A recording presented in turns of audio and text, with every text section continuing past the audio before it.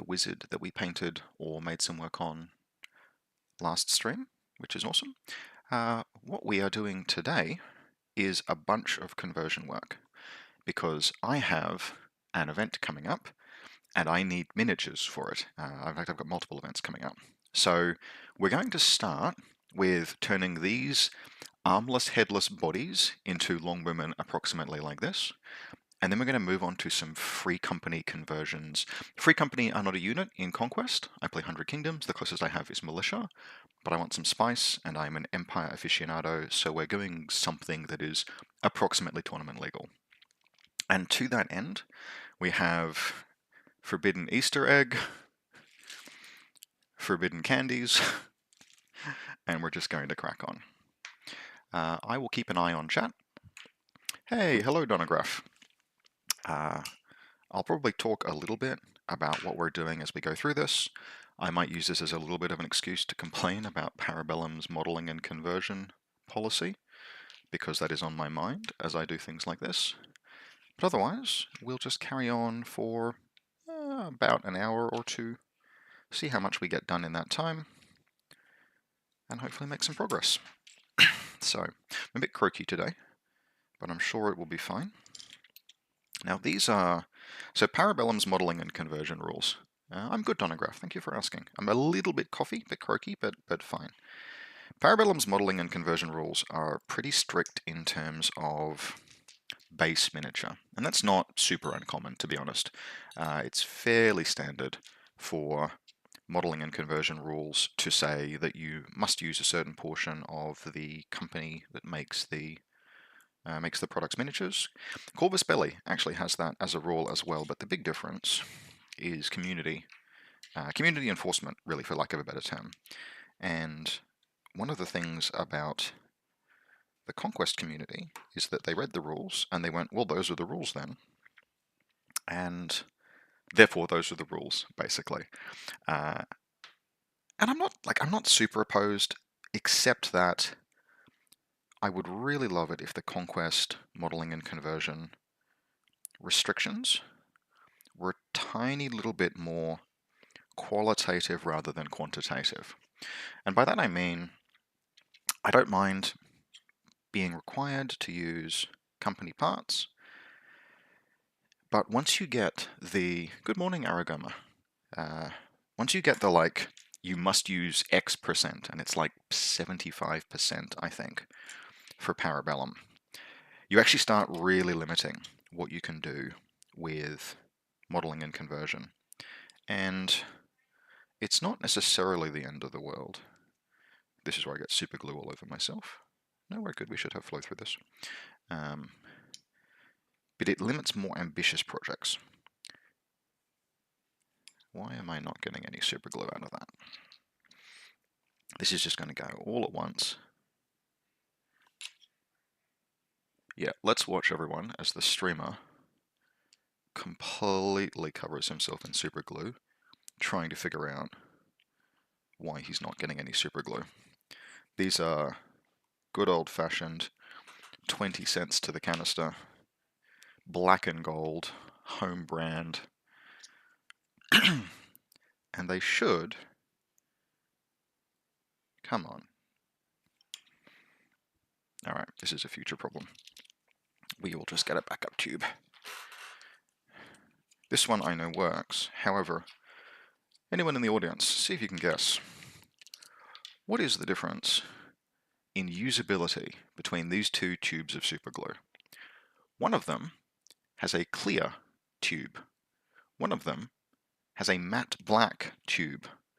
Why do we think might a matte black tube of superglue be a non-user-centric piece of design? It's because you can't see the glue moving through it. Joke's on you, that's what we're into. Yeah, I've got the stream set to fairly moderate latency, so I'll have a little bit of a chat delay, but I will respond to things as they come up. The worst I've ever done in terms of a superglue incident was superglue on my eyeball, which is not something I believe that has happened to many people. And I don't recommend it, but it's actually not the end of the world. And how you get super glue on your on your eyeball, is you pursue an ambitious modeling project for a system like War Machine and Hordes, just for example, where the plan is to magnetize a whole bunch of Cephalix monstrosities. And so what you do is you drill holes, kind of like this. If I wanted to magnetize this, for example, these are all drilled holes because the old crossbow miniatures I'm converting these out of don't normally, they just flat assembly. And then you go and you put glue, just put some super glue in the well, just like that. They pop a magnet in there. And then while it's curing, you take your pile of magnets and you move it across the top. And of course, the magnet that is sitting in the well of glue leaps to join its brothers and flicks a globlet of super glue into the air onto your waiting eyeball, at which point you go to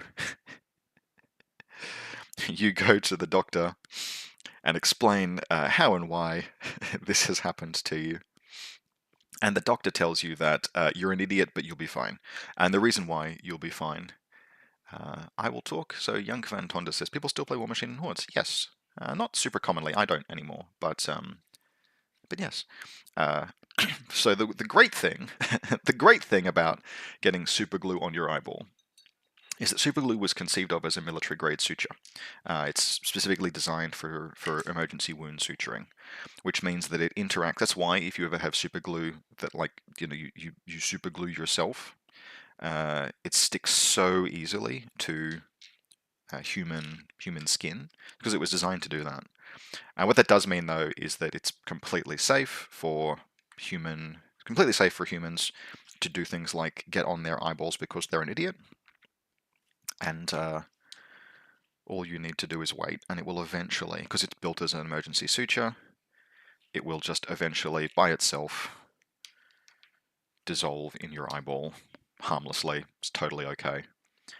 But what you do have to put up with is wearing an eye patch for several days, and the feeling that you can't quite shake that there is a little piece of sandpaper trapped underneath your eyelid. And that's the bit that I do not recommend, because that sucks. That is not a fun time. But yep, I expect to get a fair bit of super glue on myself over the course of this stream, probably starting pretty soon, because this is a black super glue tube, which means that I can't see precisely what is coming out and when. But oh well, we'll manage. So someone asked, do people still play Warm Hordes? It's a dated system now. See, hey Camillo. Yeah, I was telling a story about how I got super glue on my eyeball. Don't recommend it, but it's perfectly safe. Getting super glue stuck in your eyeball feels like you have sandpaper trapped underneath your eyelid, but it's fine. Yeah, does anyone still play War Machine and Hordes? Yes, absolutely. There's a little community in Canberra, for example. It's not a common or popular game quite as much as it was in its heyday, but that's sort of to be expected because its reason for existence. And I think we talked about this last stream. Kinky, thank you, Camillo. We talked about this a little bit last stream, but the thing about War Machine and Hordes was that it had a really clear reason for being, which is that Games Workshop completely sucked in the very early 2000s, and so the idea of a game system that was well balanced, my goodness, what an idea, was it was unique at the time, and it had a really cool lore, really cool theme, genuinely good fiction. Back when Doug Seacat was writing, my goodness, I have some fond memories of War Machine and Hordes fiction.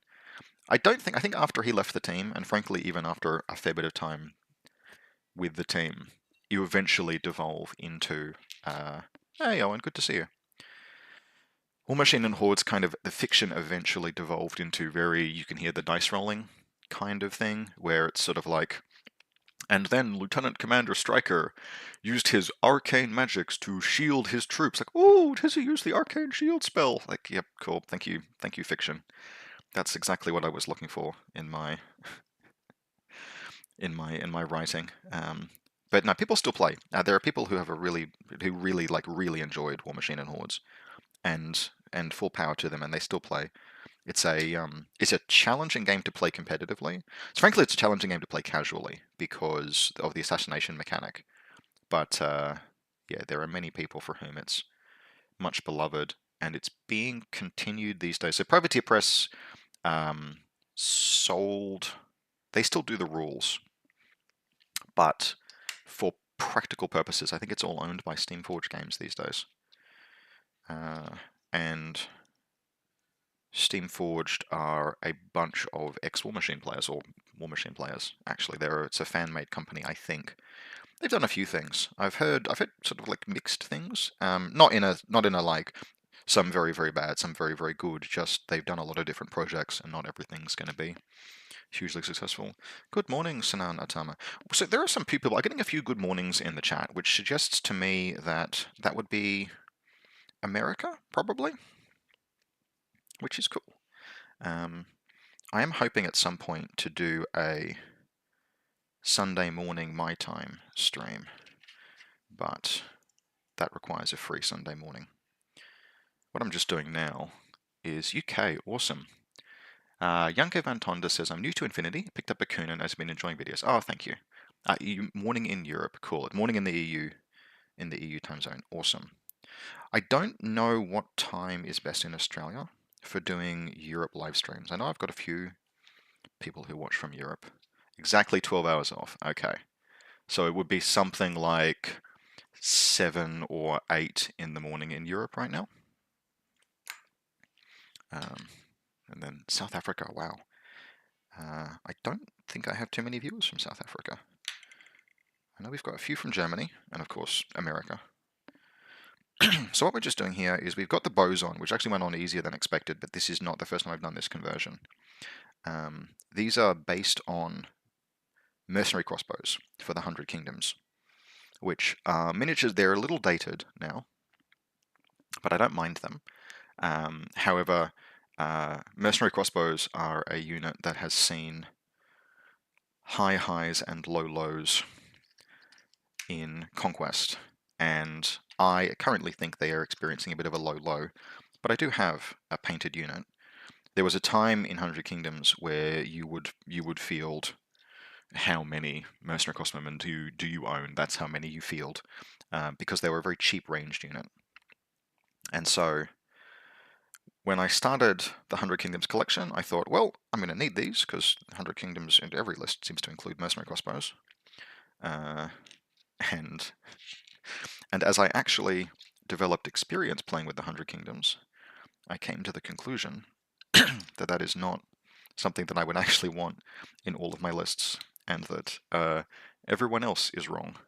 But that's the thing that happens. As you get experience, you figure out what it is that you want to actually use in an army.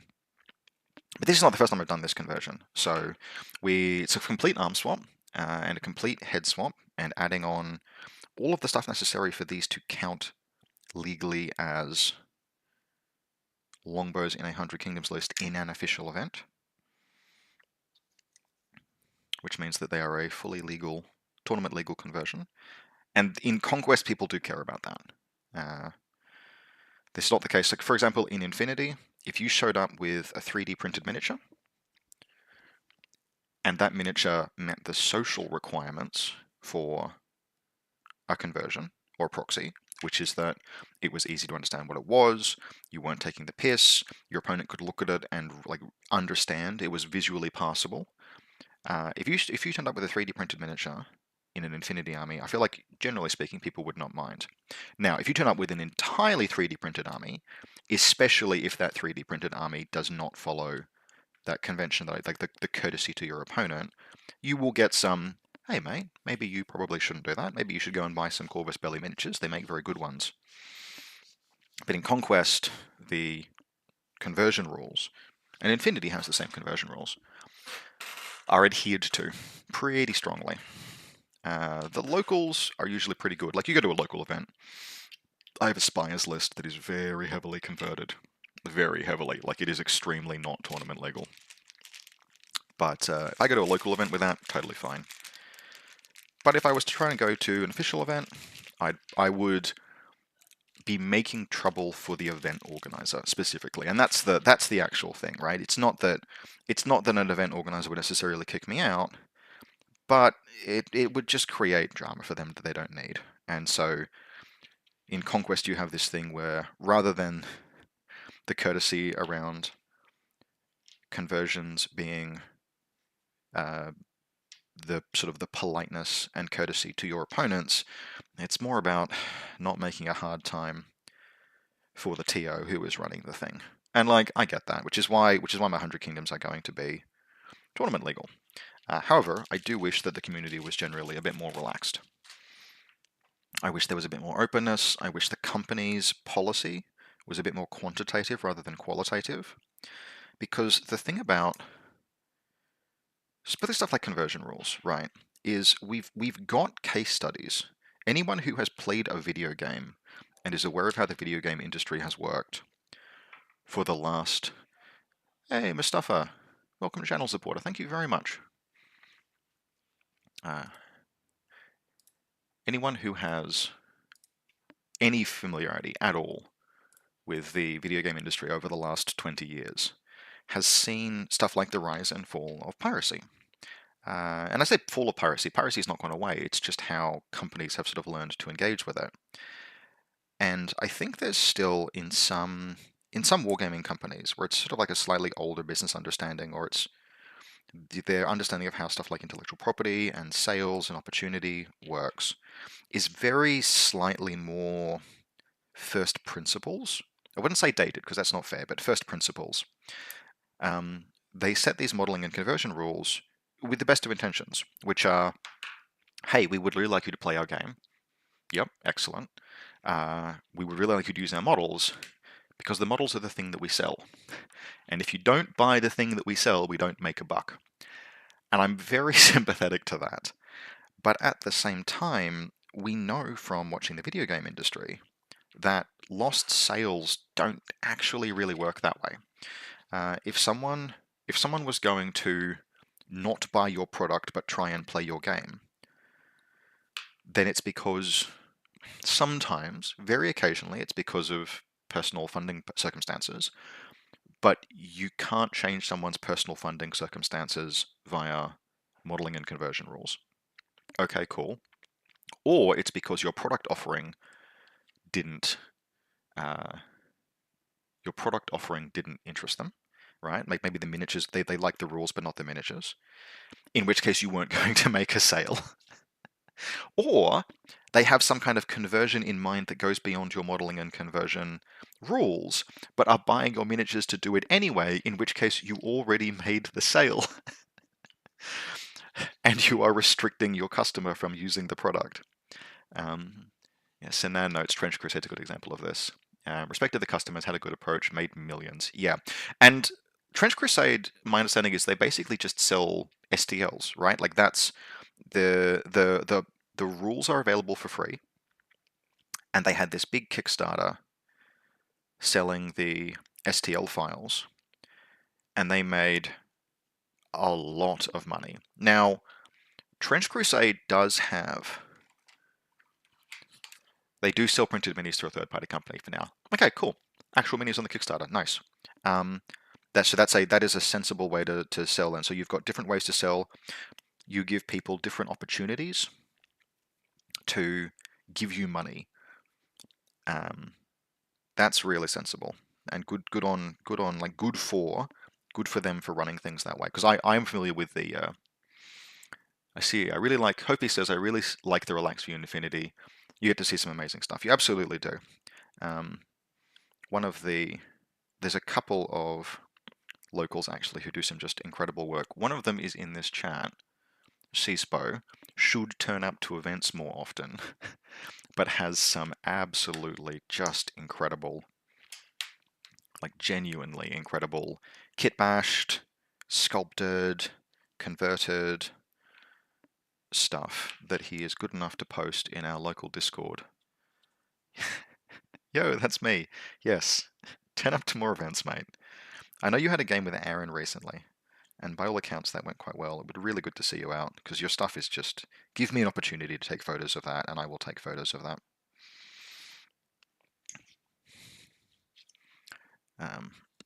I think, Camillo, if you've got, pop a link to your Instagram in the chat. I can't, I do not have hands-free. I also don't have Instagram. But if anyone wants to see some just incredibly converted, very anime-inspired, wonderfully done, like anyone who can pull off Earth Sky non-metallic metal deserves props. We are tearing through this. Maybe we can have a battle report. Look, I'm down. If you have time and you're okay with me taking photographs, which is a necessary precondition of doing a bat rap, I can host. You haven't seen my place yet, so that would be a good opportunity to do that. Alright, we're getting there. So, almost 4 models down. Just getting the heads attached to these longbowmen. And that will be the first of a few miniatures that I need to get done for this tournament on Saturday. And it's just, so the heads are designed for Warhammer but scaled up. If you play Conquest, you want about 115% scale if you've got Warhammer Fantasy style STLs.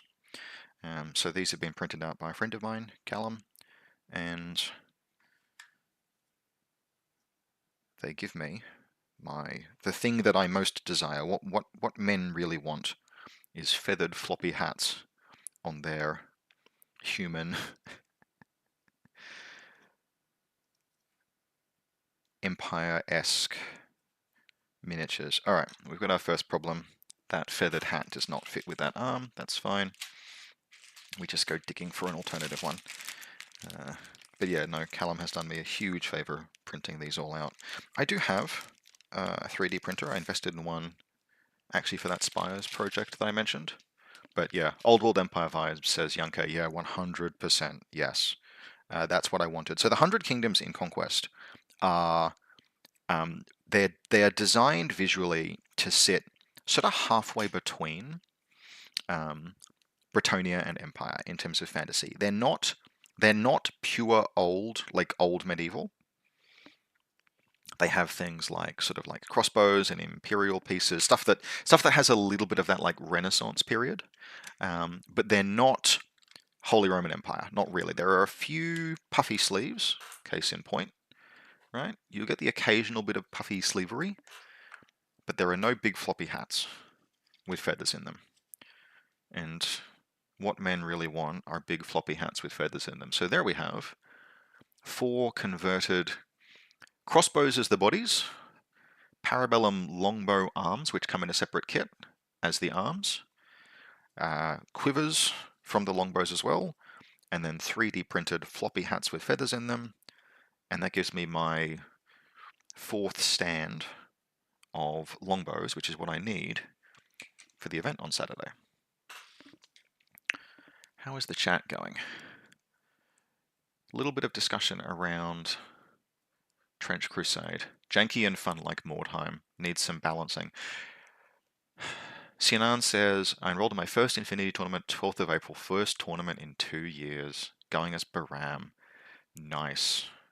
That's really cool. Hassassin Baram is an excellent choice. Almost whatever it is you're doing with the lists and the scenarios. They're an excellent and well-rounded faction. And fun. No Landsnacket style codpieces. No. No. There may be 1 or 2 somewhere on other miniatures, but I think that's something that that Parabellum has not elected to go all in on. Their loss, I suppose. Alright, so we're opening up the bag of forbidden candies. I can't remember the manufacturer. So not manufacturer, the manufacturer is Callum. But these are from just generic... It's from a I can't believe it's not Warhammer Fantasy style STLs. So if I wanted to, I could print out whole regiments. Got all 3D printing. But these are for militia. So if you're... This is just, you know, free company ahoy. And so we've got a nice selection of just random stuff. And however much we've got to work with here, we will just be converting and kitbashing up a bunch of these militia because I want them to look like militia. I want them to look raggedy and disorganized and with a variety of weapons and stuff. A pistol has slipped in here somewhere, which they don't have in Conquest. I might sneak it onto a miniature, but we probably won't. Man, it's very tempting to pop it onto the wizard, actually. There was a period in Conquest when there was a magical artifact you could take on a wizard that basically turned her into a wizard with a gun. Alas, it was removed in the latest update. The latest update was very good for 100 Kingdoms. Absolutely no complaints. It's been really fun to play them. But the wizard with a gun is tragically gone. So we move on. Alright, we've got lots of heads, lots of different heads, fair few different. We'll probably have to use a few of the generic weapons from the sprue, but that's totally okay.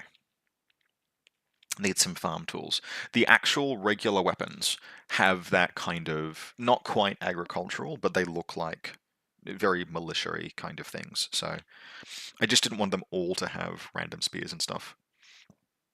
Need those Muppet nose hook build cod pieces. Yeah, yeah. Those were. Yes, I have seen. I follow a few artists on Facebook, and I enjoy their work very much. But there are certainly some that show off accurate, Renaissance accurate cod piecery. All right. Now the poses for these lads are not hugely dynamic, and this is part of why I've got the green stuff out, because my expectation is that I'm going to have to repose a fair bit here, which I'm not hugely concerned about. But I do want just the option, and that's a combination of cutting down plastic and then reposing, filling out with green stuff. I'm not an expert. I'm by no means a whiz at this stuff, but I get the basic idea. And for anyone who wants to see what someone who is actually a whiz at using green stuff can do with, for example, some Infinity miniatures, Camilla, as a reminder, post a link to your Instagram. Alright, we have a question from Mustafa. New player here starting JSA Oban. How can you deal with high mimetism ARO pieces, especially on high ground? Okay, that is a good and interesting question, and we are going to talk about it. We're going to talk about it as best I can, while also trying to figure out how various different pieces go together here. So, I'm sure that there's... Good morning from Germany! Hi, Ralph. I'm sure that there's some specific piece that has been giving you grief, and the answer will change a little bit based on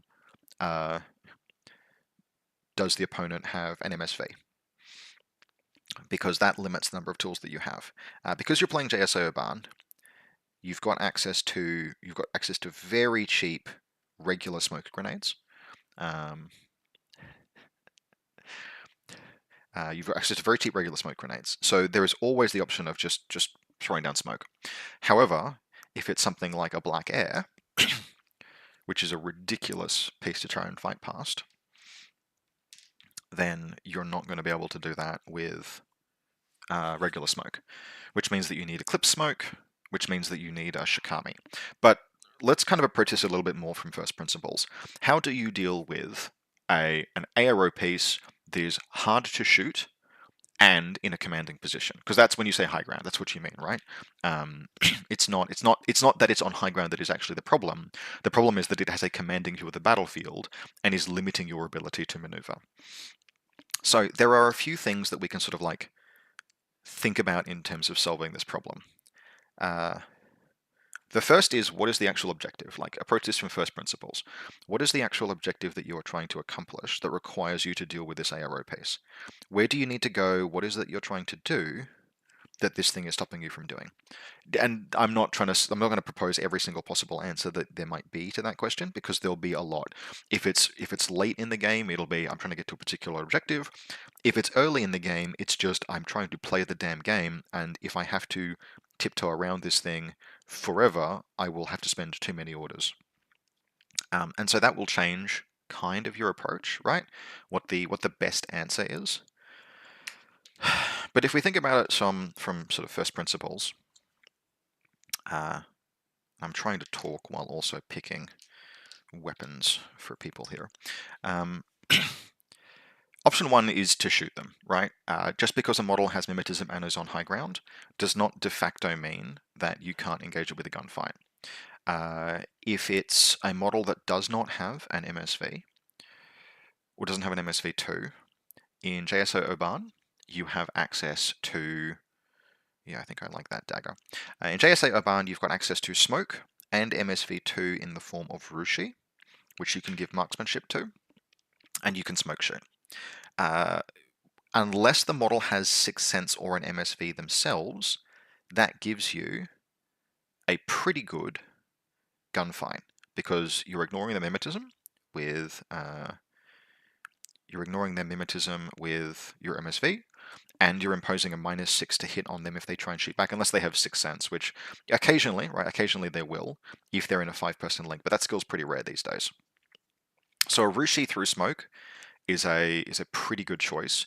And actually, if you want a killer Haris team in JSA Oban, I have a battle report that will be coming out on Saturday evening Australian time, probably, which is with JSA Oban. It's against Corregidor, and I would not have thought of this, but my opponent ran a 3-person Haris team of the Kuroshi Rider, a Rushi, and a 13-point cheap as chips biker. And so that team has bonuses for a fire team duo, because it's got the 2 bikers in it, which is sufficient to qualify. And it's got linked smoke, and it's got the Rushi, and it's got close combat, and it's got a specialist. Like, that team just has a ton going on for an average of about 20 points per model, maybe a little less even. No, probably about 20 points per model. And if your opponent, it's good lord, it's fat, Zephyr. It's a physically large Haris team. When he deployed it, I was like, that's not a lewd one, and you've misunderstood how Hollow Echo works. He's like, no, it's real. It's real. Like, all right, cool. Okay, we're good. Fair enough. But it's so fast. Like, yes, it has table footprint, but it moves 6-4 on the slowest piece, and I think 8-6 on the bikers, which means it just motors around the table. Like, it has no problems whatsoever getting where it needs to go. And it's got smoke shooting and linked smoke. It's ballistic skill 12 linked smoke, which is nice, basically.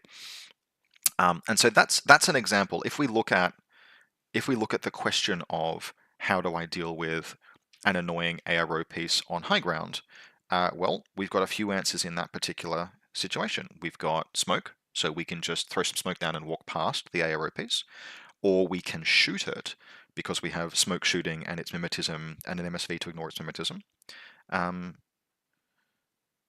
Or, potentially, we can close assault it. Now, close assaulting a mimetism ARO piece on high ground is always a question of maybe possible. It really depends on the table. I can say something like, hey, you really should consider playing on good tables, but that's, particularly if you're learning, you're never completely sure what a perfect table looks like. But sometimes it is actually possible to get in close, particularly with a piece that has something like super jump or a native 8 movement, and just launch an assault on the thing with a template weapon / ballistic skill attack. So a piece like, for example, a Yan Yan or that 13-point biker has the option of, if you can get to within striking distance, and striking distance is from behind a corner about 14 inches away, because that biker moves 8 and has an 8-inch boarding pistol template. And yep, you're probably throwing the model away as part of that assault, but sometimes you can. Sometimes you genuinely can launch a close assault on a dug-in ARO piece if the table is correct. Now, things like the height of the miniature starts playing into play there. That's something that'll usually be a little bit more difficult, but Yan Yans are very mobile. Those bikers are very mobile, And if you've got linked smoke, for example, from the Karoshi Rider, there's a possibility of doing that. If it's got an MSV, particularly if it's MSV2, right? So we're talking about something like, say, an Epsilon with Clamming Plus. You're not going to be able to smoke past, and it'll probably be much more difficult to approach generally. In that instance, we've got a couple of other options we can consider. One of them is you still do visibility mitigation, right? An ARO piece cannot shoot you if it cannot see you. Their cautious move is a tool that exists, but it's very order intensive and is not always reliable. Sometimes the distances are just too far. However, you have a very, very good piece with Eclipse Smoke in JSA in the form of the Shikami.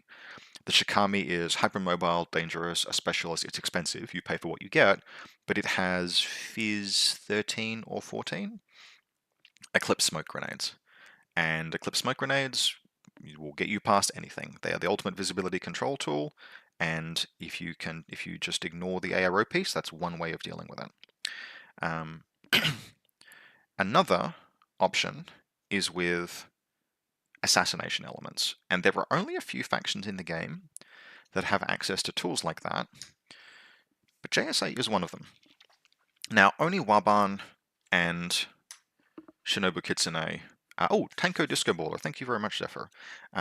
Yes, is in JSA Oban as well. Shinobu Kitsune is very expensive. However, you will get slightly cheaper options in the form of Oni Waban. And they can infiltrate over the halfway line. I think they need to roll something like 15s. And they deploy in hidden deployment. And so what you'll be aiming to do with a piece like that is, once you know, or if there is a position on the board, particularly if you're going first, if there's a position on the board where you go, well, I'm playing against my mate, and he loves taking pieces like John Hawkwood. John Hawkwood's a bad example. John Hawkwood can fight in close combat.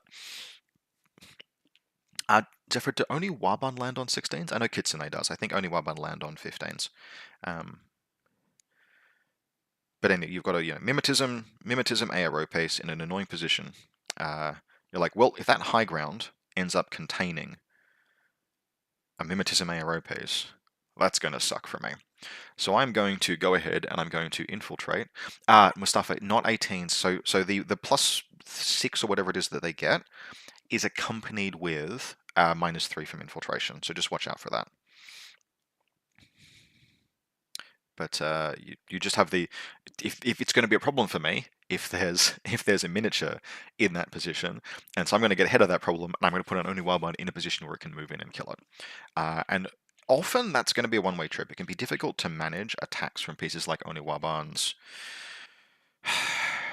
actually surviving after they make contact with the enemy, but almost any ARO piece in the game that gets contacted by an Oni Waban is going to die because it has been contacted by an Oni Waban. So, if you don't want to use an Oni Waban, you absolutely have alternate options, cheaper options, but less reliable options in the form of Yan-Yans. I will admit I usually prefer to deploy Yan-Yans, to deploy them, to actually place them normally, use their impetuous orders, throw smoke. I consider them most useful for doing that. But there is no law at all against airborne dropping an Oni Waban if you need to do that to solve a problem. And sometimes you need to do that to solve a problem. Sometimes there's no way about it. You just have to deal with what's in front of you. And one of the ways of doing that is to drop a Yan-Yan in a place. Who's Robert Shepard? That's me, Professional Goblin. I am not generally a YouTube streamer. I make Infinity the Game content, video, the essay-esque things. It's a hobby, but it's fun. Some nerd. Alright. So we are running out of 3D printed bits, which is a good problem to have, I guess, because we're getting through this. We're going to need a banner. So let's get on that, and I may as well do a unit champion as well. What else? So we're talking about how you deal with dug-in ARO pieces. So smoke past them, close assault them, and you have tools to do that. Sometimes you can ignore them. If the table is genuinely like reasonably well built. I don't want to use like positive negative connotations, because the thing is different people have different tastes in tables. And so I'm going to end up like it's very easy to just say, well, if your table's not bad, but that's not particularly fair. People only have so much terrain. You do your best, you try and make good tables, but every now and again you have that thing where you're like, well, we didn't really think about this, and we put a foot-tall tower in one deployment zone and nothing that can block line of sight. Does JSA have pitchers or missile bots? Yes, the good ones in Shinden Butai, but not in... You have fairly limited hacking presence in JSA Urban. They make up for it in other ways, but sometimes if the table is built in a way, for example, that I prefer. By the way, if the streamer cuts himself with this slightly blunt hobby scalpel, take a shot.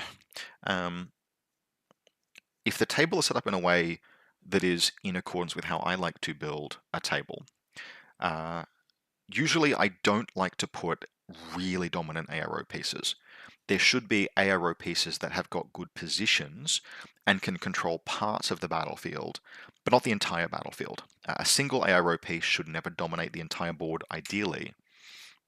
And the reason for that is that it creates a really static gameplay. It's exactly the problem that you're describing, basically, where the game is forced to resolve around, like, you have to take this fight to proceed with the game. You're not offered interesting choices. So if you are having this problem regularly, yeah, maybe just talk to your mates about how they're building tables. You can always adjust your table construction.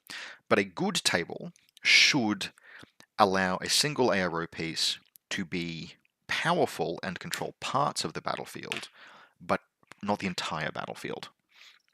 So if you can play around it, or ignore it, or avoid it at least for a while, that's an option. And then finally, you can just shoot the damn things with a normal gun. A piece like a tag, for example, and oh, you're Roy. Ballistic skill 14, decent armor, big gun.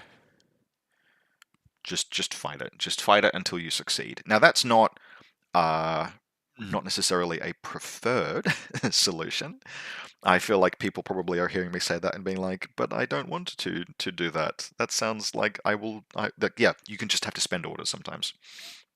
But it is an option. Just shoot the damn thing with the best gun that you've got, because sometimes you have no choice.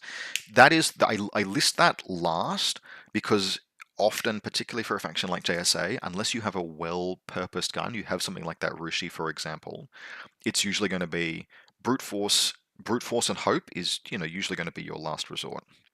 But yeah, hopefully that's kind of answered the question. Different factions will handle this different ways, but ignore it, smoke past it, shoot it with a gun that's well suited for it, close assault it, or shoot it with a gun that is okay suited to it. To follow up on the smoke tip, says Harry Kim, you have a better fight against snipers and most ARO pieces like Shikami multi-rifle. I'm not sure I fully understand that. I'm probably just misreading it. But that's okay. Alright, so not 100% sure that this sword is meant to go on this metal miniature like this, but it'll do. These are not hugely dynamic pieces, kind of tragically. Not much I can do about that. The militia kit is one of the older 100 Kingdoms kits, and it's showing its age very slightly. Big, chunky connecting points on the sprues. It's probably worth a rework, except God knows I don't want to go and buy any more militia. But we're getting there. How many have we got done? 5 so far. What about coordinated orders? You've activated my trap card. Don't use coordinated orders to deal with AROs. Is my general advice, but we can unpack why that is the case. So, on paper, and sometimes with the right tools, coordinated orders can sort of let you deal with an ARO piece. And the specific concept is you coordinate 4 pieces, all of whom have guns that can threaten the ARO piece. You shoot with all 4 of them. They can only ARO against 1. And cool, you've just had 3 unopposed shots on the enemy model. Great success.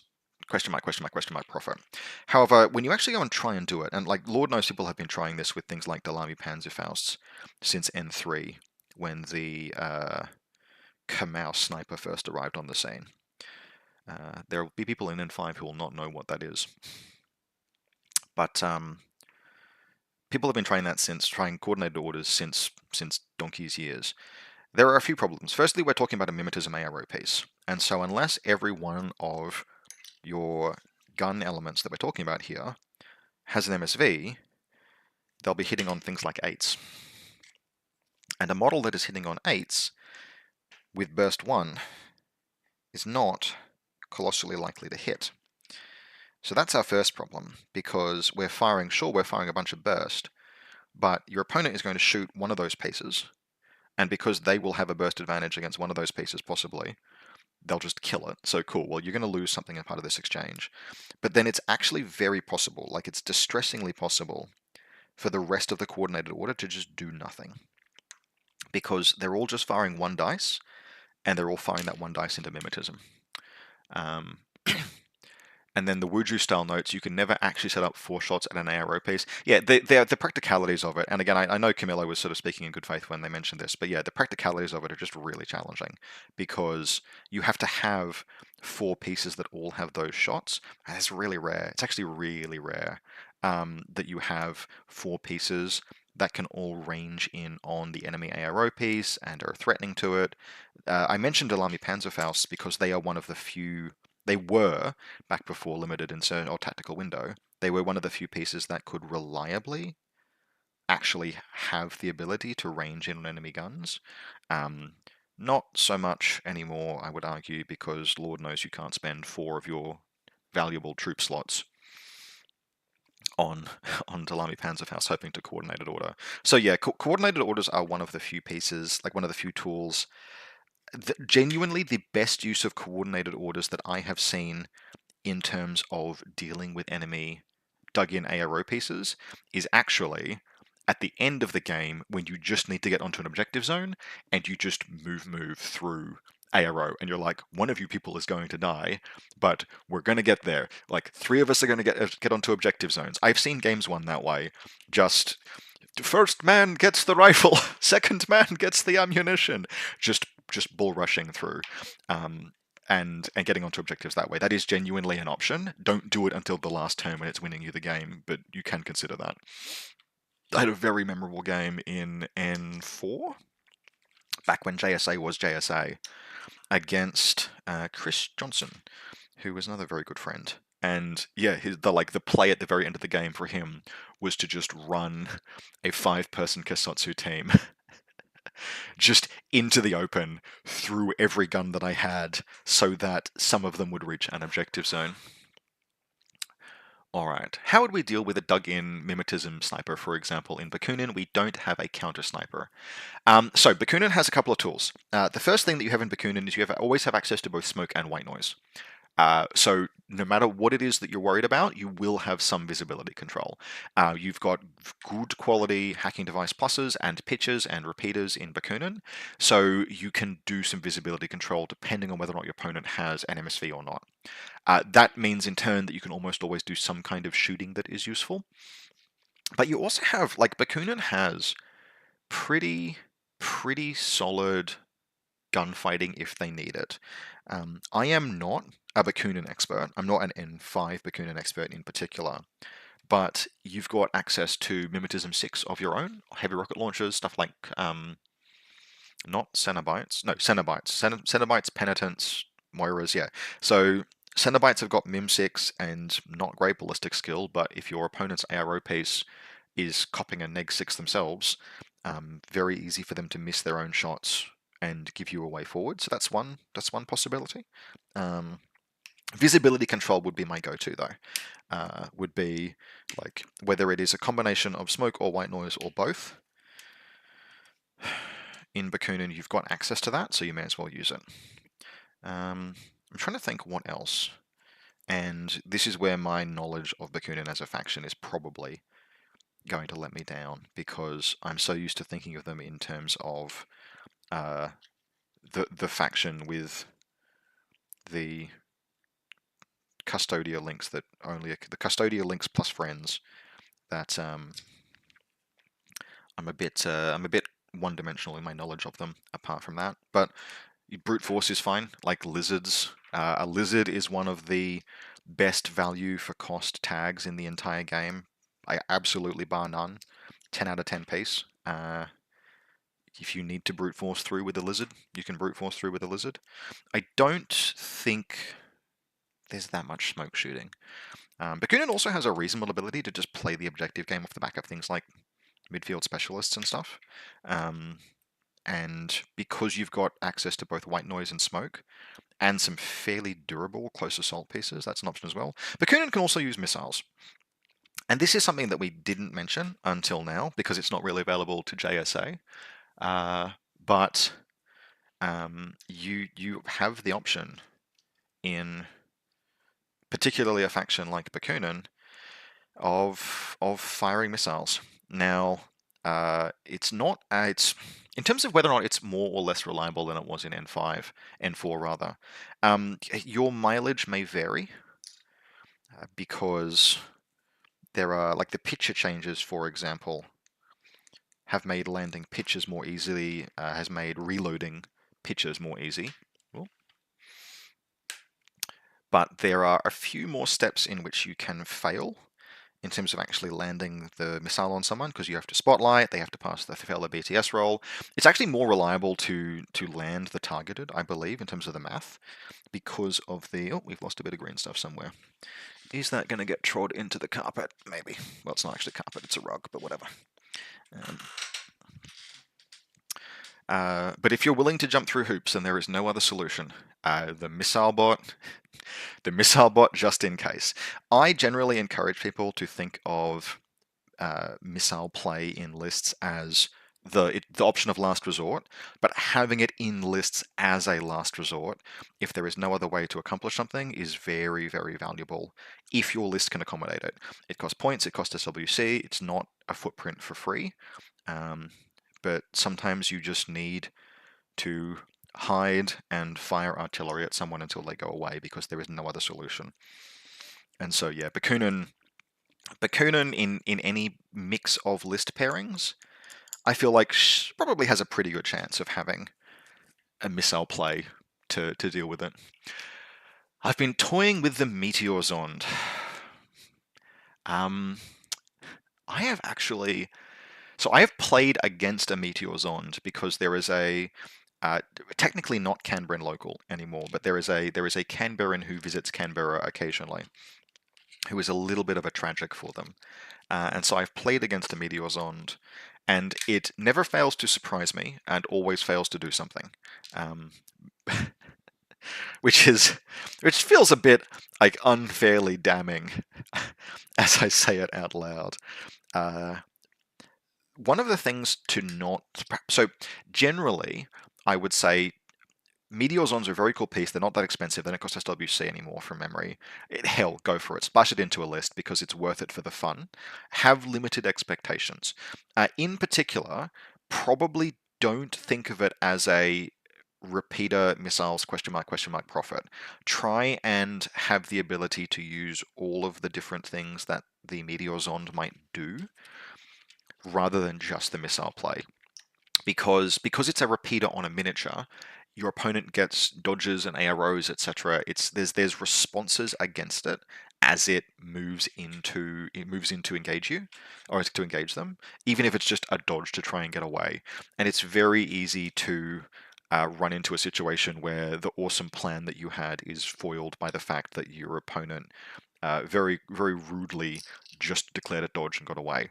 But if you think about all of the other things that they can do, they are specialists. Yes, they are repeaters, and they can be used defensively for that purpose, etc. Probably it's got a lot more legs. All right. Thoughts on self-kidnapping your own HVTs to deny unmasking? Cheesy, in pejorative. Some people will get annoyed by it. 100% a valid tactic.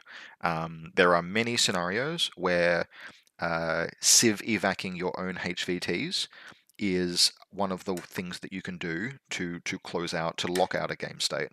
I would do it very sparingly in a casual game, because if you're playing against an opponent that isn't aware that it's possible, they can feel like maybe they've been lied to about how the game works a little bit.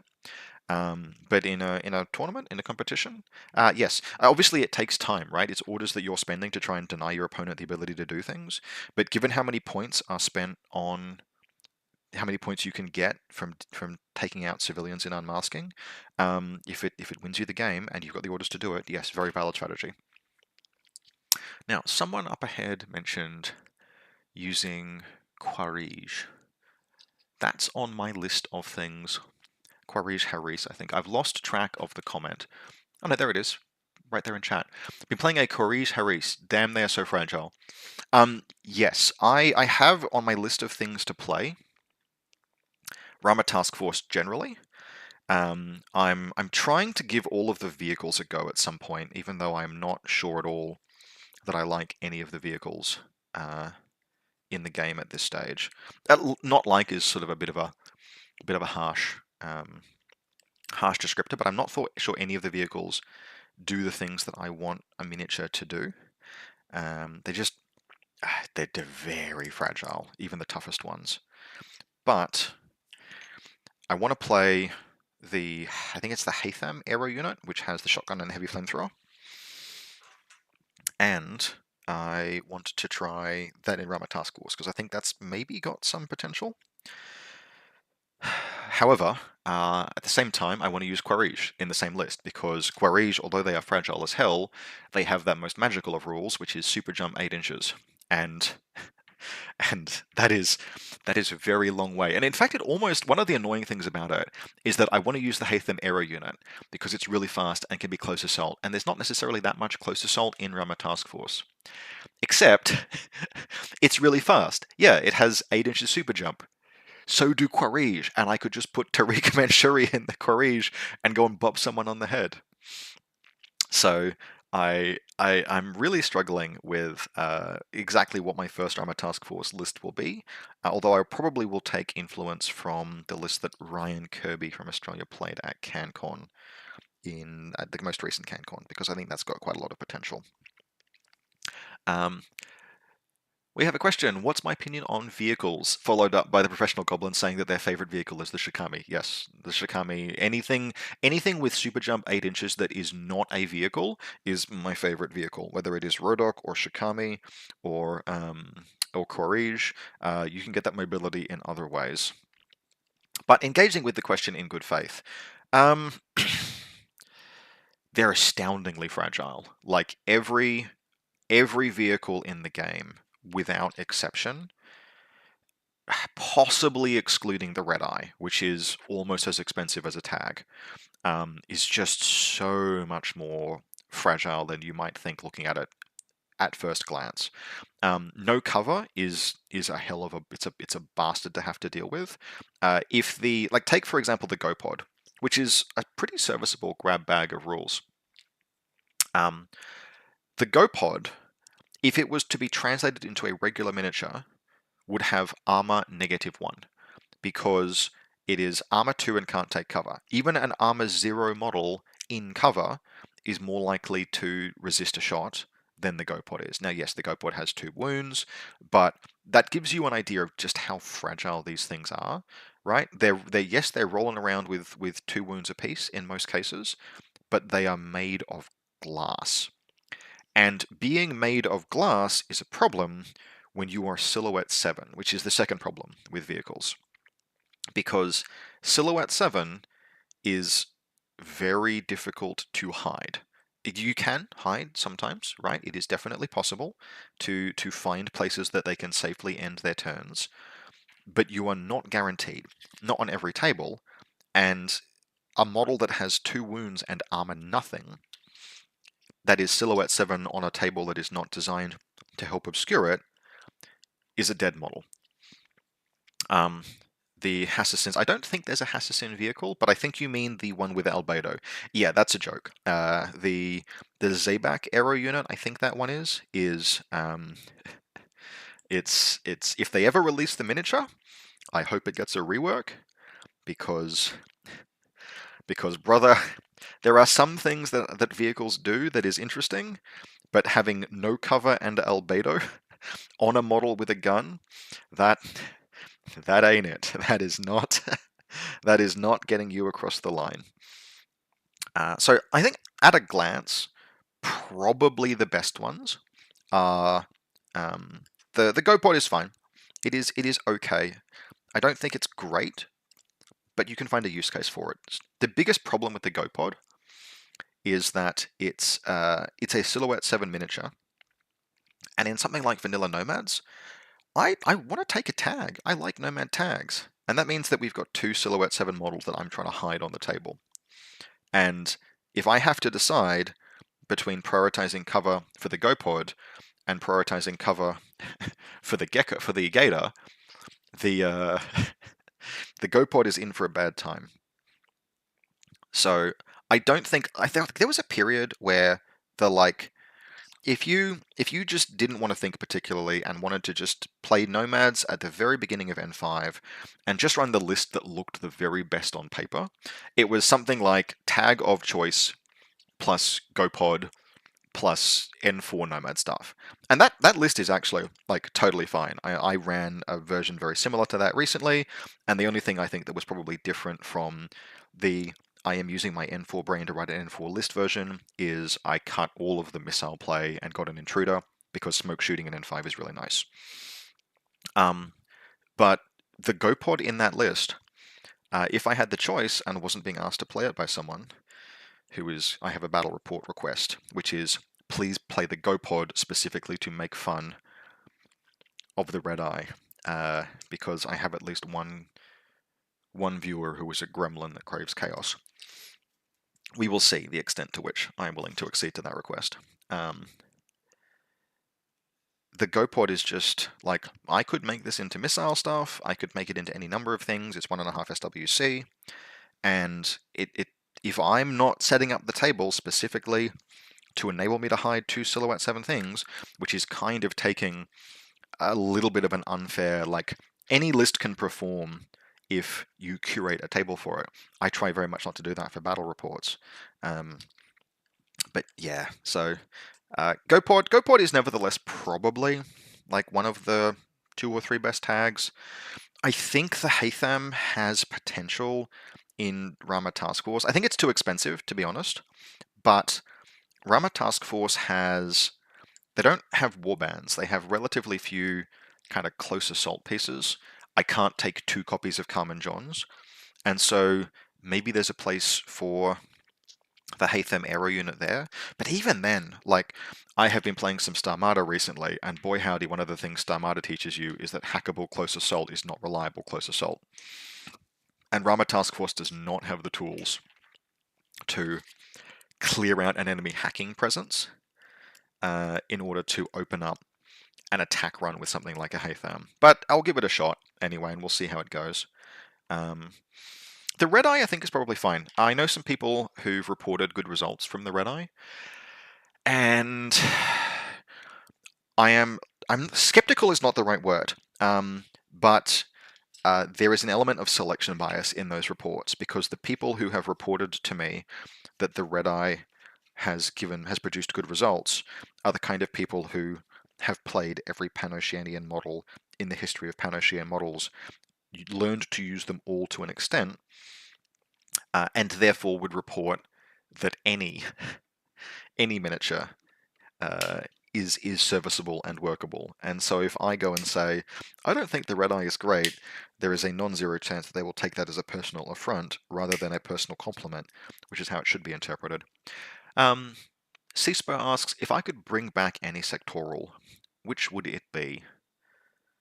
Ooh, Caledonia. Sorry, it took me a second. 100% Caledonia. Snap pick, easy choice. They're hugely characterful. They're very, very cool. There was a real loss. I think the game lost something with their absence, because there was not really any other army that played exactly the same way that they did. The miniatures were sweet. The vibe is cool. Yeah, I miss Caledonia. I think there are other and it's the only one that mentioned the Boromir Faramir name. Yeah, yeah. You wish.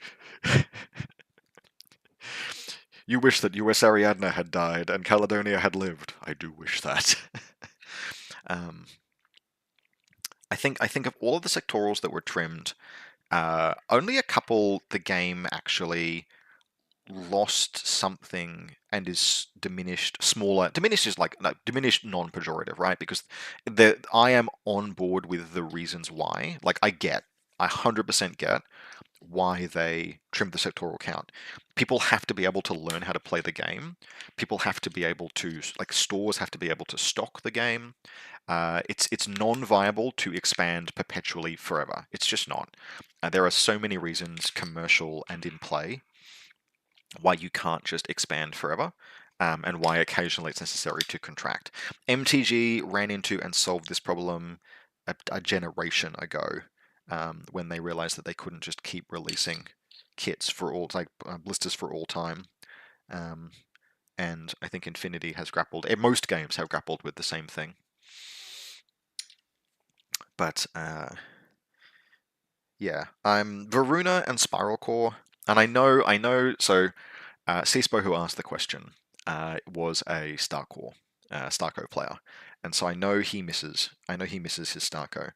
I would make the argument that the the transfer of characters from Starco to other sectorals you can still play a very Starco-esque list using those sectorals, and the game is no less rich. There are some really rich experiences you can have with those characters in those other factions, but there's a hole that was left in the game just a little bit with Caledonia going. And I think probably to a lesser extent, Varuna and Spiral Core. So N5 Panoceania is very Varuna-esque, but it's not exactly Varuna. There was an experience of playing with and against Varuna.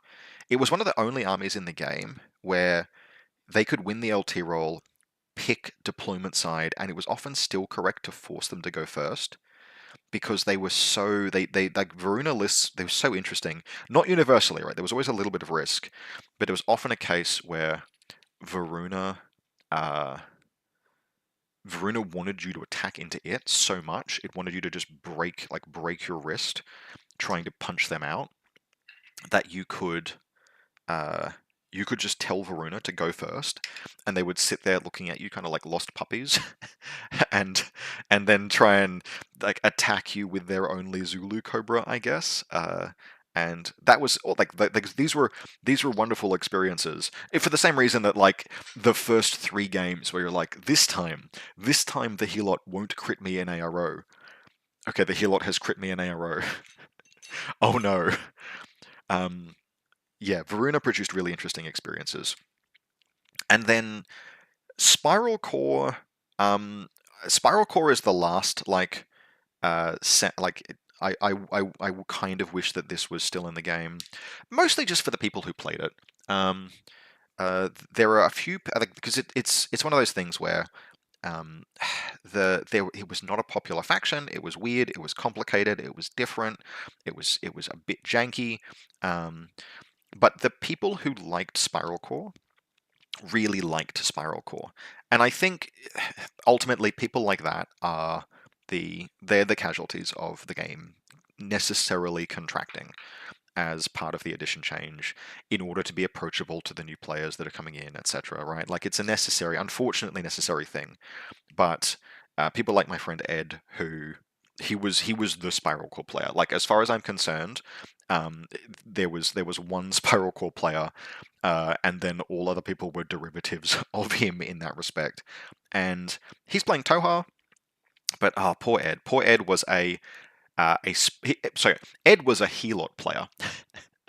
Right? That was how you actually described Ed's playstyle. Was Ed played Helots, and so when Spiral Core and Varuna both got nixed from the game, it's like, well, look, there are Panoceanian players who have lost a bunch of sectorals that can have a very reasonable complaint about the state of their collections moving into the new edition. Right? I'm receptive to that. I understand it. As long as they don't say that they are the worst off of anyone moving between editions, because no one no one was robbed of more between the N4 to N5 change than my friend Ed, who exclusively played Varuna and Spiral Core because of Helots. Zephyr is being a goblin and saying, please bring back Panosiania with Lenkai. No. That is gone for a reason. That reason is very good. Panosiania suffered a colossal loss of factional identity. Like seriously, genuinely, kind of ridiculous. Pano by the end of N4 was cool. It was really interesting, but it was not Panosiania. It was some other weird have your cake and eat it too thing that I do not miss N4 Panosiania. Now, I didn't play it particularly much, so of course I don't, but the necessary reintroduction of a factional identity was very important. I think all of the vanilla factions, to an extent, like I was a Hack Islam player, and Hack Islam is weird, where like you look at the Hack Islam and you could be forgiven for thinking that their factional identity is still fully intact. I cannot, for the love of me, make vanilla Hack Islam work in N4. And I think I know why. I think it's because the like it's not that vanilla Hack Islam changed that much. It's that it didn't change particularly much. It pretty much stayed still, and the whole game moved around it. And so, whereas before you had very efficient irregular pieces, and that was kind of how you could make vanilla Hack Islam work. Well, those irregular pieces are just proportionally less efficient these days. They're now just serviceably efficient because there's so much good heavy infantry in the game. And so I sit there and I play with vanilla Hack Islam, and I'm like, nothing here is good. It's all just it's not bad. Nothing here is terrible. But like, where is the edge that I can use to carry a game with? Where is the competitive advantage of this faction? And it's probably there. I'm probably complaining about nothing. The Hassassin Fidei change in the most recent update, absolutely very relevant, because Lord knows I spent too much time trying to kill anything with a Hassassin Fidei before they were updated. I am very grateful for that particular change. Going from power and strength 8 to, probability of survival 8 to probability of survival 6 is a massive difference on a DACCW. I mean, 23 points is a limit to how much you can expect, but Hassassin Fideis are genuinely pretty good now. Harry Kim asks, how do you choose armies for tournaments? Been playing for a year and a half and exclusively JSA because that's the army that you own, but you're looking for new experiences. Okay, so this depends on how your collection is structured, and it will be a different answer for different people. If you own one army, well, you own one army, so that's how you choose. If you own multiple armies, or you have a collection that is somewhat amenable to proxying, or maybe you're a JSA player but you own all of JSA, usually, and realistically, right, I like to build lists that can do everything if I can. It's not always possible. You look at what the tournament is demanding of you. What are the scenario requirements? I'm going to use Border Bash as an example because it's on people's minds if you're an Australian player, etc. Even though I have confirmed at this stage that it's not really possible for me to go to Border Bash. Border Bash has a shockingly demanding mission mix. Kenjo Hanala says, thank you for the content. Just diving back into Infinity with the Shazvasti Action Pack, Sphinx, and Noctifer. Looking forward to learning the game. Shazvasti... Well, look, you've picked up a Sphinx, which is a very fun piece, and a Noctifer, which is a very good piece. So go with God, my son. Best of luck. But Shazvasti, actually, they're fine. They are a little bit left behind. I think. I feel like they didn't get what they necessarily wanted in the edition change, but there are some cool pieces, and they will teach you certain things. One of the things about Shazvasti is that you have to learn to play Shazvasti, um, and it is a faction that has challenges and opportunities. But another faction that benefited from the recent change to impersonators, the specular killers are very good. Get some specular killers next. Tiger creatures you actually don't need nearly as much as you used to. If you look back at N4 lists, there were an awful lot of tiger creatures. Not necessary anymore. They're serviceable and good, but they are not required by any stretch of the imagination. So play what it is you think that you like, but I would get something that you can use as a speculo killer, or two, because speculo killers are good, and they got a lot better in the most recent update with the change to whatever it was that they did to them. Um, Tiger creatures are filler, and I would probably reach for tiger creatures as filler only after I had taken whatever the maximum availability of Icadrons and Ardrones is. Fill out your list to 15 troops with tigers once you've taken other stuff. Anyway, how do you pick a faction for how do you pick a faction for an event? See what the event is demanding of you. See what the missions are asking, and so very commonly it will be like the first thing to look at is what specialist you require. The second thing to look at is, are there any scenarios that cannot be won without a certain tool? And so, for example, there are scenarios that you cannot win without anti-material close combat weapons. Okay, what factions do you have access to that has that, and in particular that has it without compromising too much?